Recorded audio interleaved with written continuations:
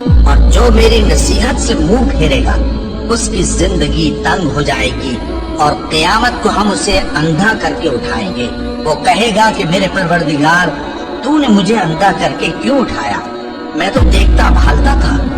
اللہ فرمائے گا کہ ایسا ہی چاہیے تھا، تیرے پاس ہماری آیتیں آئیں تو نے ان کو بھلا دیا، اسی طرح آج ہم تجھ کو بھلا دیں گے۔ اور جو شخص حد سے نکل جائے اور اپنے پروردگار کی آیتوں پر ایمان نہ لائے، ہم اس کو ایسا ہی بدلہ دیتے ہیں، اور آخرت کا عذاب بہت سخت اور ہمیشہ باقی رہنے والا ہے۔ تو کیا یہ بات ان لوگوں کے لیے موجب ہدایت نہ ہوئی کہ ہم ان سے پہلے بہت سے فرقوں کو ہلاک کر چکے ہیں جن کے رہنے کے مقامات میں یہ چلتے پھرتے ہیں؟